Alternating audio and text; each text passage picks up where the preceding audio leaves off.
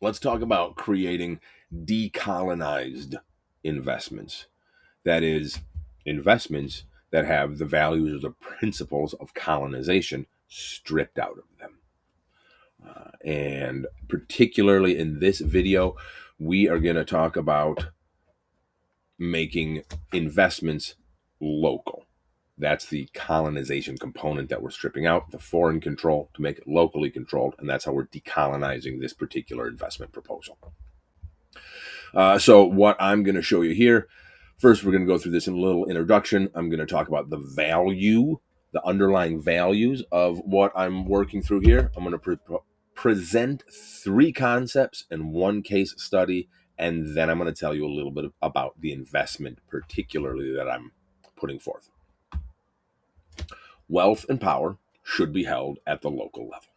It's a simple sentiment, but designing it into viable investment vehicles is the challenge that we're up against. It's doable. It's just it hasn't been done to this point, or it gets done and then the power gets extracted back out, and so the fight against colonization is a perpetual battle that we must always continue to work over. And hopefully, this investment model addresses that continual power struggle between holding power centralized at the local level and having power extracted and sent to foreign agents. Concept one: what is the local level? The local level is your self-organizing tribe. That's 30 to 150 people. What makes this range of people special? It's called Dunbar's number. If you want to Google it, you can look up more information. But for our purpose of conversation, at fewer than 150 people, you can know everyone and you can know the different dynamics between people. So there are no replaceable people. Everyone is unique and important to the group. When you get over that 150 people, then you need administration, then you need policies and procedures, and people become fungible. They become replaceable. Anybody who checks the box can fill the role. Below 150, the individuals themselves actually matter. And so that's why I'm calling 150 people Dunbar's number. That's the local level. That's where we want to get power and wealth to be able to be worked at a community of that size, 150 or fewer people. But also more than one person. We're not going small as the individual. The small group is about 20 people, and we want to get bigger than that. So 30 to 150 people is about the community size we're working with. Concept two is this idea of market making. There are no free markets. There is no such thing as the free market. All the markets we interact with are made markets. Somebody has made the financing possible. Somebody has made the enforcement available. Somebody has brokered the deal to bring the buyer and seller together. There is no such thing as a free market, or if there is, it's minimal. It is a small amount of engagements we have. The vast amount of our economic activity that we participate in is somehow made by a different entity. At its very core level, it's the provision of a universally accepted government currency. Right? The invention of money as a technology made markets happen. And how money is used and how money is deployed and how money functions is a factor of who makes the money. Because it can be modified, it can be different. But I'm getting off track. I'm just suggesting we know that these markets are made, that systems and institutions and procedures encourage certain types of economic activity. And we want to encourage the economic activity that drives wealth and power into our community or local level. So let's go through just a couple of examples of how markets are made, specifically in the real estate world, because I'm a real estate guy. This is a real estate proposal. Fannie Mae, Freddie Mac, and Ginnie Mae are government-sponsored entities that buy 30-year loans. Before the government created these GSEs, most residential home loans were 5 years and then had a balloon payment at the end.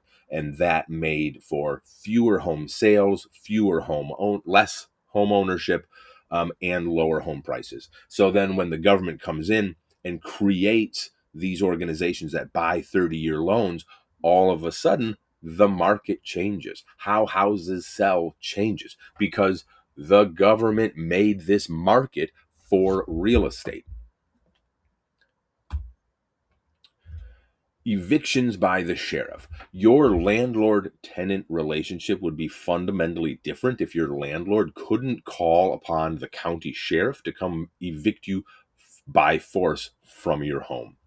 If a landlord and a tenant had to come to an agreement about how to work together, and if the tenant didn't pay, the landlord couldn't evict them by force or had to do it themselves, it would fundamentally change the rental market.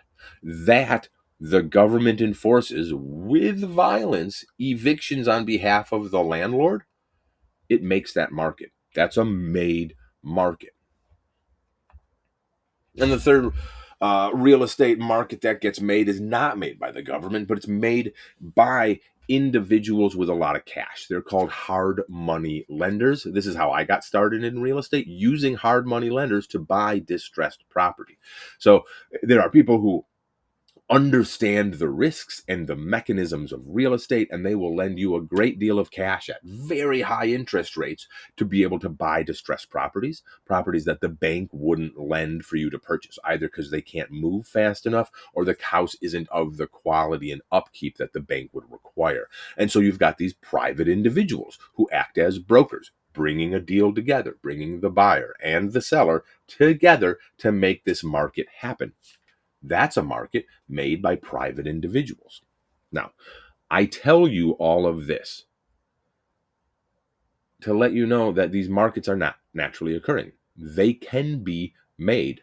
They are all designed by someone. And we can have power over our economy. It's not this magical, unchanging thing. It is designed. We can design our own community. So the point of this part of the presentation is I'm trying to convince you that we as humans, local groups of people, have more power over the structure of the economy that we work in than we generally believe or are told to expect. If we can design and build the infrastructure that create the markets we want, we can get the activity that we want.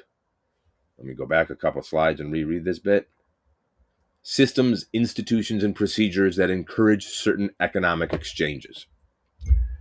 We can build those things. That's the infrastructure that if we want certain economic exchanges, if we want certain outputs, we have to build the systems, institutions, and procedures. The next concept is this spectrum of different types of economic behavior, different types of exchanges that can be designed for, that do occur. So fruitful is something that's good at a base level. It's good for the family. It encourages reciprocity between people. It creates tribe. Think things like mother's milk, family dinner, and reliable shelter. These things are good, but they're hard to exchange for money. They're hard to track or measure what exactly the good is. So then if we move over to the next, productive. Productive is something that's quantifiable and tangible. Think, you're getting stuff done. But it's not always monetizable. Monetizable is what you can trade for money. That's the currency of the realm. So think wage labor and buying and selling stuff. And then the last on this spectrum, furthest from fruitful, is financeable. Something that can be monetized and modeled over a period of time. This encourages accounting, and it's modeled more on risk to the capital than on the relationship between the people. Think loans and investments. Now, the trick is that we want to do something that's financeable because organizing and replicating our work is important. We don't want to have to redo work. So if we're going to design an economy that brings wealth and power into a community, we want to make sure it's a financeable idea so we can replicate it. If it's good, we're going to want to replicate it. So it has to be financeable. But We don't want the output to only be financeable. That's not our only purpose, because we're decolonizing it. We're not just about extraction. We're also about making sure everyone involved is humanized and everyone is thriving. So we also need this product to produce fruitful outputs, that the people involved are engaging in fruitful activity. So we need it to be encouraging reciprocity and encouraging tribe, that 150 or fewer people. And there are not a lot of products that span this full gap. To be financeable and fruitful is complex. And so we're going to end up with a layered product, one layer that's financeable, one layer that encourages fruitful activity. And we need to make sure they're tied together, but they're not necessarily going to be the same thing. So let's look at this case study of the Mitsubishi Group. So the Mitsubishi Group it's not a corporation. Mitsubishi is not a corporation. Mitsubishi is 50 corporations. They're part of the Mitsubishi Group, and the three diamonds of Mitsubishi represent Mitsubishi Bank of Tokyo, massive asset holdings; Mitsubishi Heavy Construction, where they build skyscrapers and whatever else they build, massive capacity here and competence in building; and then Mitsubishi Automotive, and they build cars, they build heavy machinery, they build lots of other stuff, right? So these three diamonds, the assets, the construction, and the automotive, make up the foundation of Mitsubishi Group. And then the other 47 plus corporations are spawned out of the synergy of these three assets. So this, as a case study, becomes representative of what we're trying to do at a much smaller level. This is how we hold wealth and power at the community level. So instead of having Mitsubishi Bank of Tokyo for wealth and power, we're just going to own 20 houses. 20 houses in and around the community, directed by a community council. Because who controls the assets and how that money is deployed, that's who determines what happens, what wealth or what economic exchange occurs. And then we're also going to have a residential construction and remodel company. And we're going to have automotive repair and resale.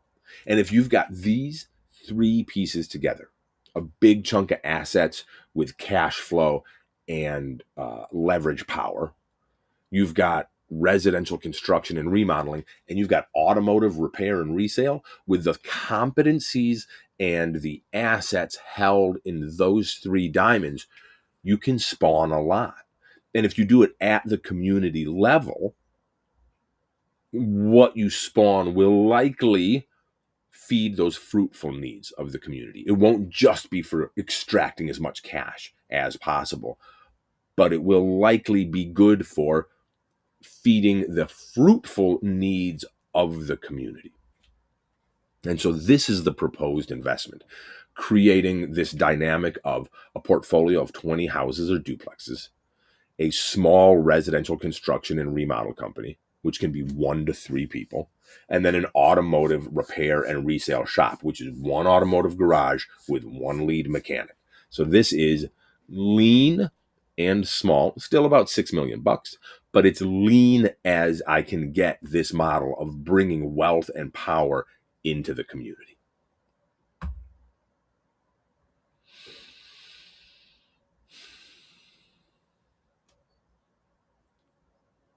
We can do that.